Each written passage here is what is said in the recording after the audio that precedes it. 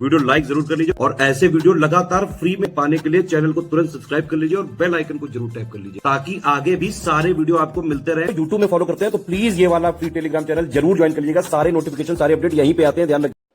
नमस्कार दोस्तों, स्वागत है आप सभी का टीचिंग एग्जाम प्रिपरेशन में। जैसा कि आप सभी जानते हैं, आगामी सीटेट की परीक्षा के लिए हम लोग प्रीवियस ईयर क्वेश्चंस का एनालिसिस कर रहे थे और देख रहे थे कि कौन से क्वेश्चन जो महत्वपूर्ण है, कौन से क्वेश्चन जो बहुत ज़्यादा रिपीट होते हैं और किस प्रकार से हम जो है प्रश्नों के माध्यम से पेपर की सटीक तैयारी कर सकते हैं। तो इस क्रम में आज बढ़ते हैं। आज हमारा 5वां प्रैक्टिस सेट है, लेकिन शुरू करने से पहले मैं आपको बता दूं कि यदि आप कोई भी कोर्स ज्वाइन करना चाहते हैं स्टडी फॉर सिविल सर्विसेज का, तो जो नंबर है दिए गए हैं यहाँ पे आप कांटेक्ट कर सकते हैं। साथ के साथ टेलीग्राम ग्रुप को भी ज्वाइन कर सकते हैं। चलिए शुरू करते हैं पहले प्रश्न के साथ।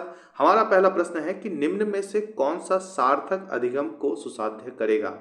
यानी कि यहाँ पे बात हो रही है कि मीनिंगफुल लर्निंग की, ठीक है, मीनिंगफुल लर्निंग यानी कि अधिगम की बात हो रही है। तो इसमें विकल्प को मैं बता रहा हूँ आपको उत्तर बताना है। इसमें से पहला विकल्प है कि भाई कक्षा में संदर्भ रहित अधिगम को बढ़ावा देना चाहिए, ठीक है, यानी कि कोई भी कॉन्टेक्स्ट जो है नहीं होना चाहिए लर्निंग के लिए। बी है कि एक समस्या पर विविध तरीके से विचार करने के लिए प्रोत्साहित करना चाहिए, ठीक है। सी है कि रट्टा मारकर सीखने को प्रोत्साहित करना चाहिए और डी वाला विकल्प शिक्षक द्वारा श्याम पट पर लिखे गए उत्तरों को नकल करना चाहिए। देखिए है बहुत सरल ही इसका उत्तर, थोड़ा सा दिमाग लगाएंगे तो बहुत आसानी से आया होगा और आपने सोच भी लिया होगा। तो इसका जो सही उत्तर होगा वो बी होगा। बी क्या है कि एक समस्या पर विविध तरीके से विचार करने के लिए प्रोत्साहित करना चाहिए। चलिए ये तो सही हो गया, बाकी गलत क्यों है? तो रट्टा मारना जितना हम पढ़ रहे हैं अभी तक तो हमने समझ ही लिया है कि रट्टा मारना कोई ऐसी तकनीक नहीं है जो सबसे बेहतर हो, ठीक है। और श्याम पट पर लिखे गए उत्तरों को नकल करना चाहिए, ये भी अनुचित लग ही रहा है क्योंकि लर्निंग की बात हो रही है, नकल नहीं करना है, रट्टा नहीं मारना है, ठीक है। और संदर्भ रहित, बच्चों को अगर आप समझाएंगे कोई संदर्भ नहीं देंगे तो बच्चे कहाँ से सीखेंगे। दूसरे प्रश्न की तरफ बढ़ते हैं। अगला प्रश्न है कि अगर विद्यार्थी अपने कार्य की सफलता को आंतरिक कारणों पर आरोपित करते हैं, उनमें भावना उत्पन्न होगी, ठीक है, यानी कि इंटरनल फैक्टर को एक्सप्लेन करने की बात हो रहा है कि आंतरिक जो है आंतरिक कारणों पर आरोपित करते हैं विद्यार्थी अपने कार्य की। देखिए यहाँ पे एक क्वेश्चन हमने इससे पहले कर रखा था और सिमिलर क्वेश्चन है। क्वेश्चन ये भी यहाँ पे दिखाने का प्रयास है कि कैसे रिपीट करते हैं, और यदि आपने प्रीवियस ईयर के क्वेश्चन को नहीं किया है तो इस तरह के क्वेश्चन आपसे गलत होने की पूरी संभावना रहेगी। इसका जो सही उत्तर है देखिए पहले है सेम, ठीक है, शर्म, गुस्सा, प्राइड है, उसके बाद एनेक्सिटी है यानी उत्कंठा है, गर्व है। तो इसका जो सही उत्तर होगा, हमने पहले भी कई बार देखा है, 2 बार इस तरह के क्वेश्चन हो चुके हैं, सेम नहीं था। तो इसका जो सही उत्तर होगा सी, गर्व, ठीक है। देखिए खुशी और शर्म जो इस तरह की चीजें हैं, खुशी के लिए आपको थोड़ा सेलिब्रेशन की जरूरत होती है, लेकिन जो अंदर से जो गर्व महसूस होता है ये आंतरिक है। जब कोई काम आप करते हैं इंटरनली और सक्सेस मिलती है तो वहां पे जो फीलिंग आती है वो गर्व होती है, ठीक। अगर यहाँ पे देखेंगे कि आंतरिक कारणों पर आरोपित होता है ना, और जब आंतरिक कारणों से आप कुछ आत्म जागरूकता के माध्यम से या फिर किसी तरह से अच्छा काम कर लेते हो तो आपको गर्व महसूस होता है और आपकी जो है आत्मा है या कह सकते हैं आत्म जागरूकता और कॉन्फिडेंस आपका बढ़ता है। प्रश्न नंबर 3 की तरफ चलते हैं। प्रश्न नंबर 3 हमारा बताता है कि प्राइमरी लेवल पर यानी कि प्राथमिक स्तर पर बहुत संवेदनीय उपागम के इस्तेमाल को प्रोत्साहित करना चाहिए, ठीक है। यानी कि जो सेकेंडरी अप्रोच होना चाहिए वो क्या है, क्योंकि इसमें कारण आपसे पूछ रहा है कौन सा कारण होना चाहिए। पहला है कि it makes learning more effective, यानी कि अधिगम को बहुत प्रभावशाली बनाता है, यानी कि अधिक प्रभावशाली बनाता है। दूसरा है कि कुछ बच्चों को शिक्षा से वर्जित करने का मौका देता है, ये भी आपको देखिए अपने आप ऑप्शन देख के समझ में आ रहा होगा। सी है कि ये अध्यापक के जो निर्देश होते हैं उनकी जो है काफी समय बचाता है। और डी है कि बच्चों को आज्ञा परायणता यानी कि जो आज्ञा मानने की आज्ञा मानने की एक विचारधारा होती है, आज्ञा मानने की जो एक आदत होती है उसको जो है पैदा करता है। तो जिस हिसाब से इसका तीसरा उत्तर अगर आप देखें तो पहला ही सही है कि अधिगम को अधिक प्रभावशाली लर्निंग को बनाता है। अगर इसकी हम बात करें, जैसा कि हम बोल रहे थे कि भाई बहुसंवेदनीय उपागम का मतलब यहाँ पे है कि ये प्रभावी बनाने के साथ क्या करता है, शिक्षण का जो दृष्टिकोण है उसको उस पर आधारित होता है। इसमें क्या होता है कि जैसे सीखने के जो विभिन्न तरीके हैं, पढ़ना, लिखना, बताना, मैपिंग, ठीक है, तो ये प्रभावशाली बनाता है, इफेक्टिव बनाता है। चलिए चौथे प्रश्न की तरफ आते हैं। हमारा चौथा प्रश्न है, बच्चे अक्सर विभिन्न संकल्पों के बारे में वैकल्पिक संकल्पनाएं और भ्रांतियां गठित कर लेते हैं। ठीक है, तो इस संदर्भ में कौन सा कथन सही नहीं है, यहाँ पे ध्यान दीजिएगा, सही नहीं है के बारे में आया है। ठीक है, ये अगर इसकी बात करें तो यहाँ पे थोड़ा सा इस चीज को ध्यान देते चलिएगा। तो इसमें हमको देखना है यानी कि 3 सही है, गलत होगा। अब यहाँ पे भ्रांतियों, इसके पहले भी सेम क्वेश्चन हम कर चुके हैं इससे संबंधित, अगर उस क्वेश्चन को आपने पढ़ा होगा तो इसको करने में आप सक्षम होंगे। देखिए अब यहाँ पे है कि पहला, एक अध्यापिका को बच्चों द्वारा गठित वैकल्पिक संकल्पनाओं और भ्रांतियों को सख्त रूप से प्रोत्साहित करना चाहिए, यानी कि भ्रांतियों को प्रोत्साहित करना चाहिए। समझ में आ रहा है? ठीक है, तो इस समय तो कुछ ऐसा बताने की जरूरत ही नहीं है कि कौन सा सही है आपका ना।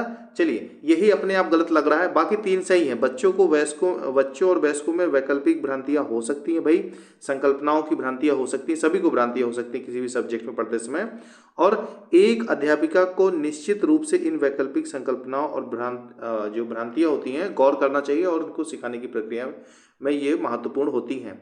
ठीक है, और वैकल्पिक संकल्पनाओं और भ्रांतियां सदैव निराधार नहीं होती, कई बार बच्चों के आसपास जो दुनिया होती है उसको समझ नहीं पाते, इस कारण से भ्रांतियां होती हैं। चलिए 5वें प्रश्न की तरफ बढ़ते हैं, और हमारा 5वां प्रश्न है कि निम्न में से अधिगम का कौन सा परिप्रेक्ष्य कहता है कि ठोस प्रलोभनों और पुरस्कारों द्वारा विद्यार्थियों को सीखने के लिए अभिप्रेरित किया जा सकता है या जाता है।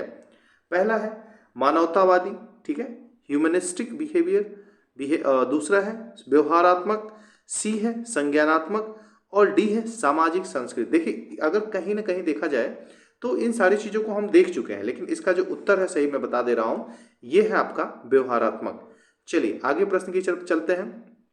प्रश्न नंबर 6 है कि प्राथमिक स्तर पर निम्न में से क्या प्रक्रिया कौशल नहीं है, यानी कि यहाँ पे बोल रहा है कि process skill eight primary level क्या नहीं है। मैपिंग है, ठीक है, मैपिंग करना, बी है क्रियाशील परिवर्तनों को परिभाषित करना, सी है परिकल्पना की जांच करना, और डी है तथ्यों का अनुसरण करना। देखिए यहाँ पे प्राइमरी लेवल पे बोल रहा है, यानी कि एक चीज जो है ये प्रश्न चेंज हो गया, ठीक है, नहीं है, तो यानी कि जो 3 चीजें हैं वो हैं, सिर्फ इसमें एक चीज नहीं है। तो यहाँ पे जाहिर सी बात है कि परिकल्पना की जांच करना, ठीक है, टेस्टिंग करना नहीं होगा, मानचित्रण होगा, परिवर्तनों जो भी होंगे उनको परिभाषित करना और तथ्यों का अनुसरण करना, ये सारी चीजें उसमें आएंगी। चलिए आगे बढ़ते हैं प्रश्न नंबर 7 की तरफ। प्रश्न नंबर 7 है कि ये थोड़ा ध्यान से देखिएगा, वैसे तो है सरल, लेकिन अगर नहीं पढ़े रहेंगे तो क्वेश्चन गलत हो जाते हैं। प्रश्न नंबर 7 है कि थीम परिवार तथा मित्र में निम्न में से कौन सा उप थीम है, विच इज अ सब theme under the theme family and friends. ठीक है, विकल्प आपके सामने, इसको ध्यान से देखिए। इसमें पहला है कि चीजें जो हम बनाते हैं और करते हैं, things we make and do. B है कि कार्य और खेल, वर्क एंड प्ले। सी है फूड एंड वाटर, और डी है हमारा आश्रय। तो इसमें अगर आप देखें जो ये प्रश्न नंबर 7 है, इसमें एक महत्वपूर्ण बात ये आती है कि ये आप अगर नहीं समझे तो नहीं कर पाएंगे। अगर आप देखें तो जो परिवार है इसमें क्या लोग एक दूसरे से जुड़े रहते हैं, खासकर रक्त संबंध है। और अगर थीम परिवार और मित्र की बात आती है तो इसमें 4 विषयों को रखा जाता है। कौन कौन से 4 विषय हैं? पहला तो संबंध आ गया, कार्य आ गया, खेल हो गया, जानवर और मतलब संबंध एक हो गया, कार्य और खेल एक हो गया, जानवर और पौधे। जानवर और पौधे सजीव चीजों को घनिष्ठ रूप से दर्शाते हैं। तो यहाँ पे इस चीज को अगर पढ़े नहीं रहेंगे तो चीजें गलत होंगी। ये किस थीम के तहत कौन सी उप थीम आती है ये समझना आवश्यक है। चलिए प्रश्न नंबर 8 की तरफ चले तो 3 राज्य वह समूह जिनके किसी किनारे बंगाल की खाड़ी है, मतलब वह बोल रहे हैं कि इनमें से कौन से 3 राज्य हैं जिनके किनारे बंगाल की खाड़ी आती है। जनरली ये भूगोल का प्रश्न है। विकल्प को देखिए, थोड़ा सा हम इसको समझाने का प्रयास करेंगे। पहला है आंध्र प्रदेश, महाराष्ट्र, तमिलनाडु, ठीक है, उड़ीसा, केरल, तमिलनाडु, उड़ीसा, आंध्र प्रदेश, तमिलनाडु, केरल, कर्नाटक और तमिलनाडु। आप लोग देखिए अभी चैनल नया है, मैं कुछ चीज़ें बता दे रहा हूँ। चैनल इसको धीमे धीमे थोड़ा सा कुछ कंटेंट आ जाए, इसको प्रमोट किया जाएगा, लोगों तक पहुंचेगा ये, लेकिन फिर भी उस पर व्यूज़ पे आप लोग मत जाइए, व्यूज़ बाद में आएंगे। आप लोग नीचे जो है कमेंट में अपने उत्तर जरूर लिखते जाइएगा, और शेयर और सब्सक्राइब लाइक जरूर कीजिएगा, ठीक है। हम लोग क्वालिटी पे ध्यान देंगे और जो भी आपकी डिमांड होगी उस पर आगे बढ़ेंगे। जितनी जल्दी इस पे चीज़ें एक्टिव रहेंगी उतनी तेजी से हम और भी काम करेंगे। सुपर टेट के लिए भी काम करेंगे आने वाले समय में, ठीक है। सी टेट के लिए कर ही रहे हैं, उसके बाद टीजीटी पीजीटी भी एग्जाम आने वाला है, तो उसके लिए भी प्रैक्टिस सेट चालू करा सकते हैं, ठीक है। तो उसके लिए थोड़ा सा नीचे आप लोग कमेंट करके अपनी राय जरूर दीजिएगा, क्योंकि अभी सीमित ही चीज़ें चालू होंगी। अगर जो आप बोलेंगे प्राथमिकता उन चीज़ों को दी जाएगी। तो यहाँ पे इसका उत्तर मुझे लगता है कि आप लोगों ने सोच लिया होगा ठीक है, इसमें बताने की जरूरत नहीं है। आइए इसका उत्तर जो मैं पहले बता दे रहा हूँ, सी सही है। उड़ीसा, आंध्र प्रदेश और तमिलनाडु। बे ऑफ बंगाल की बात हो रही है, बंगाल की खाड़ी की। देखिए अब यहाँ पे अगर आप देखें तो ये है आपका पश्चिम बंगाल, ठीक है, ये बांग्लादेश के पास। इधर आपका उड़ीसा आ जाएगा, उड़ीसा के नीचे आप देखेंगे तो यहाँ आंध्र प्रदेश आ जाएगा, ठीक है। और यहाँ पे आप देखेंगे तो तमिलनाडु, जो हम बात कर रहे थे 3 राज्य, उड़ीसा, आंध्र प्रदेश और तमिलनाडु, ठीक है। इधर आप देखेंगे तो ये तमिलनाडु के नीचे केरल भी थोड़ा सा यहाँ पे टच करेगा, लेकिन आप देखेंगे तो मूल रूप से प्रश्न में इसी बारे में, बंगाल की खाड़ी के बारे में पूछा गया है। चलिए प्रश्न नंबर 9 की तरफ चलते हैं। प्रश्न नंबर 9 क्या बोल रहा है कि मान लीजिए कि आप मध्य प्रदेश में हैं, ठीक है, और इस राज्य के सापेक्ष किस दिशा में हमारे देश में सर्वाधिक घने जंगल हैं। अब यहाँ पे देखिए समझने वाली बात यह है कि एमपी खुद ही बहुत डेंस है और बहुत बड़ा एरिया लेता है, जो काफी घने जंगल वहां पे हैं, ठीक है। जंगलों के एरिया अगर देखा जाए तो सबसे ज्यादा है। लेकिन यहाँ पे पूछ रहा है कि हमारे देश में सर्वाधिक इधर से किस दिशा में चलना होगा। तो बड़ा बढ़िया प्रश्न है, रटा रटाया नहीं है, अगर आप समझेंगे नहीं तो नहीं कर पाएंगे। तो ए है कि ठीक उत्तर में, ठीक पूरब में, उत्तर पश्चिम में और दक्षिण पश्चिम में। तो इसके लिए आपको थोड़ा सा मैप को समझना होगा। इसका उत्तर समझने से पहले आप सोचिए कि अगर एमपी के बाद या फिर जो अगर एरिया है कि आप देखिए कौन से राज्य हैं जहां पे जंगल ज्यादा पाए जाते हैं, तो आप देखेंगे कि भाई छत्तीसगढ़ है, ठीक है, अरुणाचल प्रदेश है, ये दूसरे और तीसरे नंबर पे क्रमशः है एमपी के बाद। तो आप देखेंगे कि छत्तीसगढ़ जो एमपी से ही अलग होके बना है, आपको पूरब में मिलेगा, ठीक है, और अरुणाचल प्रदेश आपको थोड़ा सा उत्तर में मिलेगा। जैसे ये वाला मैप देखिए तो यहाँ पे आप देखेंगे कि नॉर्थ ईस्ट में अरुणाचल प्रदेश इधर है और एमपी इधर है, छत्तीसगढ़ इधर है, कोलकाता के नीचे ये, ठीक है, उड़ीसा के थोड़ा सा और नीचे। तो आप देखेंगे कि भाई उड़ीसा के बगल में, तो आप देखेंगे कि ये आपको कौन सा विकल्प सही हो रहा है, सी हो रहा है, नॉर्थ ईस्ट का, ठीक है। कौन सा विकल्प आ रहा है इसमें, सी, नॉर्थ ईस्ट का। चलिए प्रश्न नंबर 10 की तरफ चलते हैं। प्रश्न नंबर 10 हमारा है कि माउंट एवरेस्ट की चोटी की ऊंचाई है। बड़ा बढ़िया प्रश्न है, ये प्रश्न आ भी सकता है। क्यों? क्योंकि अभी पता है कि इसकी जो पहले की ऊंचाई थी 8,848 थी, ठीक है, और इसको आप देखेंगे तो अभी ऊंचाई थोड़ी सी फिर से सर्वे कराया गया है और तो ऊंचाई थोड़ी सी बड़ी मानी जा रही है। तो इसमें कौन सा उत्तर सही होगा आप लोग बताइएगा। वैसे मैंने लगभग बता ही दिया, अप्रोक्सीमेटली आप लोग गेस कर ही सकते हैं इसमें, क्योंकि सॉरी, तो इसका जो सही उत्तर होगा यहाँ पे देखिए 20 एक ही हो गया, लेकिन इसका 8,848 की जगह भाई 2 सेंटीमीटर 2 मीटर आप देख रहे हैं यहाँ पे, तो यहाँ पे क्या हो जाएगा, ये वाला ऑप्शन है 8,850 वाला सही होगा। चलिए उसके बाद हम लोग आते हैं प्रश्न नंबर 11 में कि अ शूटिंग स्टार इज अ, यानी कि टूटता तारा है, ठीक है, एक तारा है, एक उल्का है, धूमकेतु है और क्षुद्र ग्रह है। देखिए ये किसी दिन हम लोग भूगोल का लेक्चर लेंगे तो वहां पे समझाएंगे कि कैसे जो है धूमकेतु, कमेट और एस्ट्रॉइड अलग हैं और कैसे इनमें सिमिलरिटी है। लेकिन फिर भी यहाँ पे आप समझिए कि सॉरी, मिट्योर यानी कि उल्का, इसका जो सही उत्तर होगा वो उल्का होगा, प्रश्न नंबर 11 का, ठीक है।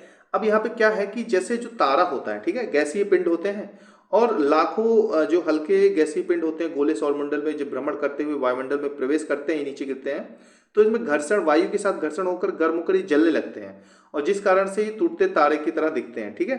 तो बिना जले ही कई बार पृथ्वी पर आ जाते हैं, तो उन्हीं को उल्का कहते हैं। चलिए इस टॉपिक पे काफी एक अच्छा वीडियो मैं बना के आपको डाल दूंगा पूरा, ताकि आप समझे एनिमेशन के साथ। और प्रश्न नंबर 12 हमारा है कि खेजड़ी वृक्ष के नीचे, सॉरी, खेजड़ी वृक्ष के बारे में नीचे दिए गए कथनों पर विचार कीजिए। अब ये वृक्ष के बारे में है, मूलतः पूछा जा रहा है इसमें कि कहाँ पे ये पाया जाता है। ए देखेंगे विकल्प आप, तो ए विकल्प देखने पे आपको समझ में आएगा कि ये वृक्ष मुख्यतः कहाँ पाया जाता है, रेगिस्तान में, ठीक है, ओके। बी है कि उगने के लिए अधिक जल की आवश्यकता नहीं होती, ये भी ठीक है। अब ये आप इसको गेस कर सकते हैं कि कहाँ पे होगा। और इसका जो सी है, यह वृक्ष अपने तने में जल को संचित करता है और जिसका उपयोग आवश्यकता पड़ने पर किया जाता है, ठीक है। और डी है, ये हाथ से लग के बाया में हो जाता है, ठीक है। वृक्ष की छाल का उपयोग दवाई बनाने में होता है और लकड़ी कीटों पर प्रभाव, मतलब कीटों का प्रभाव नहीं पड़ता है। तो इसका सही उत्तर अगर आप देखेंगे तो कौन सा होगा ना, ये थोड़ा सा मतलब अगर आप नॉलेज नहीं है तो आप नहीं बता पाएंगे, लेकिन इस तरह के क्वेश्चन आपको प्राय एग्जाम में देखने के लिए मिलते हैं। और इसका जो सही उत्तर है, देखिए पहली चीज तो मुख्यतः रेगिस्तान में मिलेगा, बिल्कुल ठीक है।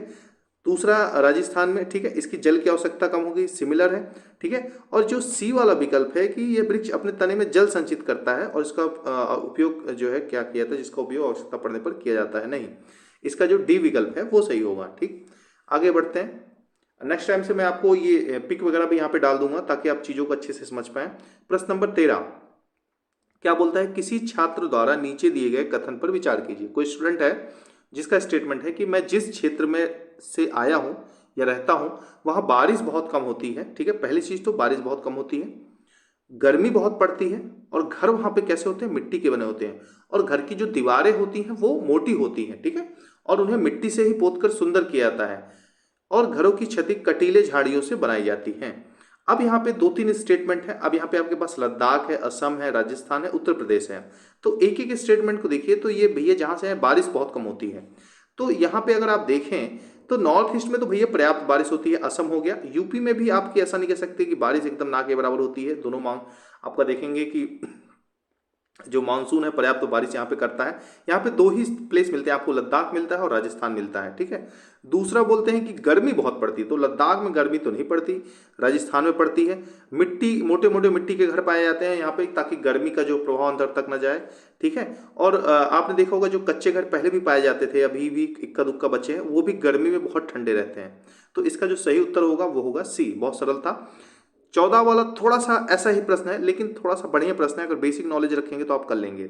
किसी सभा में अपना परिचय देते हुए किसी छात्र ने बोला कि उसके कथन पर विचार करने के लिए यहाँ पे बोला जा रहा है। मतलब मैं समझाने का प्रयास कर रहा हूँ, क्वेश्चन एज इट इज है, उसकी मीनिंग बता रहा हूँ। मैं जिस जगह से आया हूँ वहाँ के अधिकतर लोग शाम के तेल में बनी, सरसों होगा यहाँ पे, सरसों के तेल में पकी मछली खाना पसंद करते हैं। यह छात्र किस जगह से आया है। अब देखिए यहाँ पे देखिए गोवा है, केरल है, कश्मीर है और मिजोरम है। देखिए मछली तो आप कनेक्ट कर सकते हैं समुद्री एरिया से, ठीक है, लेकिन सरसों के तेल की जो मछली फेमस है वो है आपकी कश्मीर की। और साथ के साथ यहाँ का मौसम जो है काफ़ी ठंडा होता है, इन जगहों का मौसम उतना ठंडा नहीं है। और सरसों के तेल काफ़ी गर्म पाया जाता है, और जो कार्बोहाइड्रेट्स वगैरह होते हैं, ठीक है, वो उसके लिहाज से। और दूसरी बात यहाँ पे ये भी आती है कि सरसों का तेल की जो डिश है फेमस वो यहीं पे है। ठीक है, तो इस हिसाब से इसका जो सही उत्तर होगा वो ये होगा। मोनो अनसैचुरेटेड फैटी एसिड भी सरसों के तेल में खूब पाया जाता है। तो इस तरह के क्वेश्चन आपको कंफ्यूज कर सकते हैं, तो पढ़ना जो है जरूरी है, और साथ के साथ कभी ऐसा प्रश्न आ जाए तो आप आसानी से कर लें। ठीक है, प्रश्न नंबर 15, निम्नलिखित में से सही कथन चुनिए। कोई वयस्क हाथी एक दिन में 2 क्विंटल से अधिक हरे पत्ते और झाड़ियाँ खा जाता है। बी है कि अत्यधिक भारी होने के कारण अधिकांश जो हाथी होते हैं, थोड़ा सा यहाँ पे माफ कीजिएगा, यहाँ पे कुछ हामी लिखा गया है, बहुत ज़्यादा आराम करना पसंद करते हैं। सी है कि यहाँ तक कि 3 महीने की आयु के हाथी के जो बच्चे होते हैं सामान्यतः 200 किलोग्राम के होते हैं। ठीक है, और डी होता है कि अधिकांश हाथी औसतन एक दिन में 9-10 घंटे सोते हैं।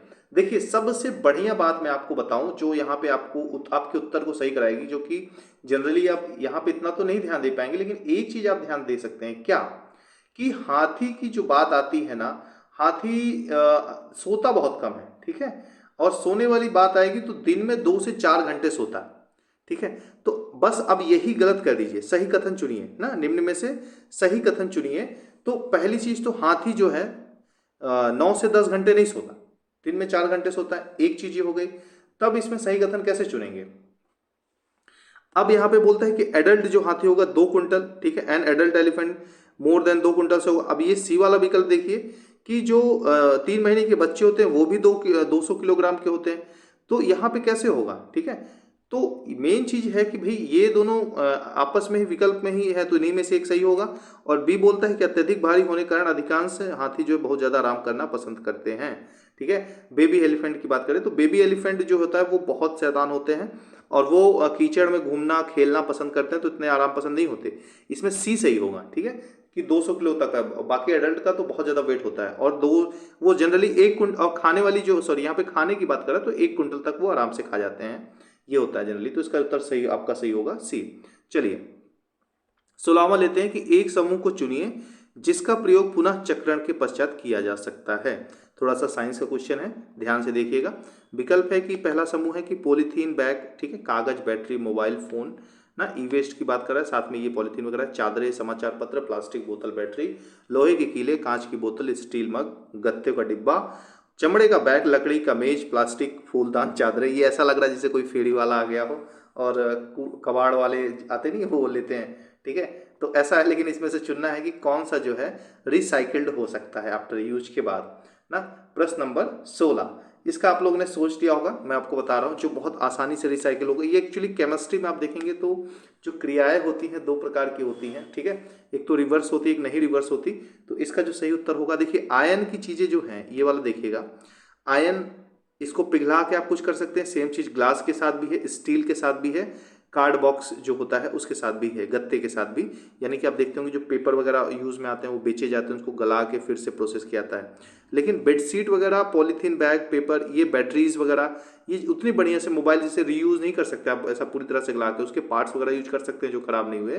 बाकी ई वेस्ट के बारे में मैंने कभी हम लोग चर्चा करेंगे तो उसके बारे में बताएंगे, बहुत ज़्यादा उस तरह की चीज़ें होती हैं, ठीक है। तो इसमें जो सटीक बैठ रहा है, बाकी सभी कुछ भी ऐसा नहीं कि सारी पूरी तरह से प्लास्टिक वगैरह यूज नहीं हो सकता है, लेकिन इसका जो सटीक उत्तर होगा सबसे बेस्ट वो होगा सी। चलिए आगे चलते हैं, अगला प्रश्न देखते हैं, प्रश्न नंबर 17। अपनी कक्षा की बात यहाँ पे हो रही, चाणक्य के पर्यावरण अध्ययन के विषय के रचनात्मक आकलन के लिए उपयुक्त कार्य का चुनाव कीजिए। देखिए इस पे जो क्रिएटिविटी है, इस पे कई बार हम लोगों ने चर्चा की है। विकल्प ए है तैरने और डूबने के पाठ पर प्रश्न उत्तर लिखना, ठीक है। डूबने और तैरने की प्रक्रिया का अवलोकन करने के लिए क्रियाकलाप करना। देखिए अब डूबने और तैरने के लिए क्रियाकलाप करना, ठीक है। और तैरने और डूबने की परिभाषा की व्याख्या करना। जो वस्तुएं डूबती और तैरती हैं उनकी सूची याद रखना, ठीक है। तो यहाँ पे पर्यावरण के अध्ययन के संबंध में प्रश्न नंबर 17 बात कर रहा है। यहाँ पे थोड़ा सा ध्यान दीजिएगा, तो इसका उत्तर क्या होगा।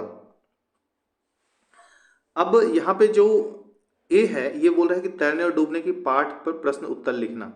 क्या प्रश्न उत्तर लिखने से समझ अच्छी होती है, ऐसी बात नहीं है, लेकिन इन सब में बेस्ट हमको चुनना है।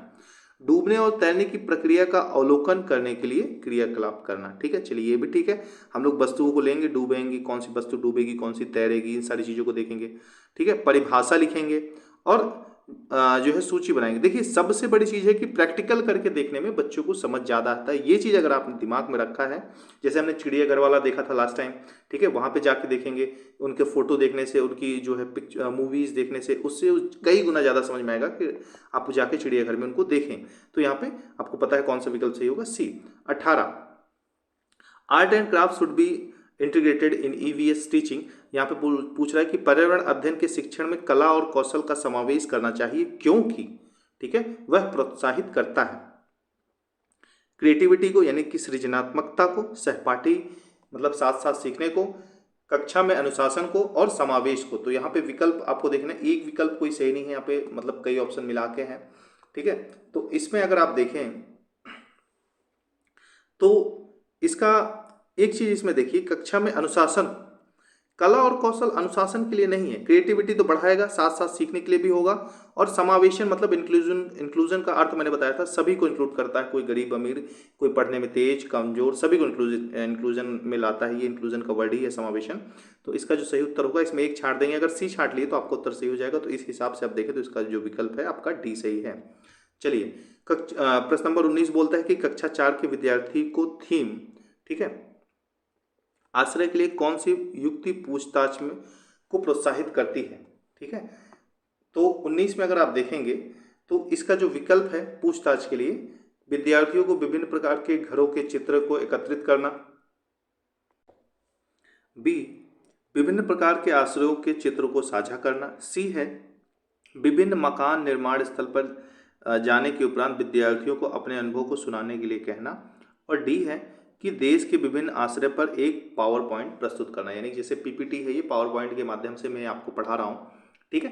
तो इसमें फोटोज को, वीडियोज को इंक्लूड करना, उसके बारे में नॉलेज डालना, इस तरह से चीज़ों के बारे में हो रहा है।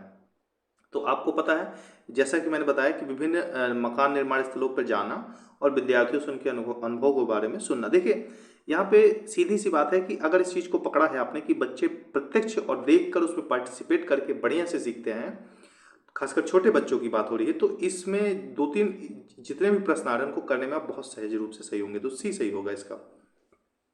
प्रश्न नंबर 20 है कि प्राथमिक कक्षाओं का पर्यावरण अध्ययन वह विषय क्षेत्र है जिसमें एकीकरण है, ठीक है। तो ईवीएस यानी कि पर्यावरण अध्ययन के विषय क्षेत्र के बारे में पूछ रहा है। विकल्प ए है कि विज्ञान एवं पर्यावरणीय शिक्षा के संप्रत्यायों एवं मुद्दों का, ठीक है, सामाजिक विज्ञान के संप्रत्यायों एवं मुद्दों का, ठीक है। ठीक है। सी है कि विज्ञान और सामाजिक विज्ञान के संप्रत्यायों पुष्प एवं मुद्दों, देखिए यहाँ पे थोड़ा सा गलत हो गया है ना, ये क्वेश्चन नंबर 20 है, यहाँ पे अगर देखा जाए तो संप्रत्यायों मुद्दों का होगा, पुष्प नहीं होगा। और डी है कि सामाजिक जो विज्ञान और सामाजिक विज्ञान और पर्यावरणीय शिक्षा के संप्रत्यायों एवं मुद्दों का। तो इसमें अगर आप थोड़ा सा ध्यान दें, जो ये प्रश्न है कि इसमें पूछ रहे प्राथमिक कक्षाओं का पर्यावरण अध्ययन का विषय क्षेत्र है। तो यहाँ पे आप देखेंगे कि पहले प्रश्न को समझना है, क्योंकि ऐसे पढ़ेंगे तो आपको ये समझने में दिक्कत होगी। इसका इंग्लिश पढ़िए, the concept and the issue of social science, ठीक है, science social study and environment education ना। यहाँ पे देखिए concept and issue of social science and environment education, concept भी है, इशू है, मुद्दे हैं, ठीक है, साइंस एंड एनवायरमेंट डिस्कशन ना। और यहाँ पे क्या है, concept and issue of social science, तो यहाँ पे क्या है, कॉन्सेप्ट है, इशू है, एनवायरमेंट एजुकेशन को निकाल दिया है।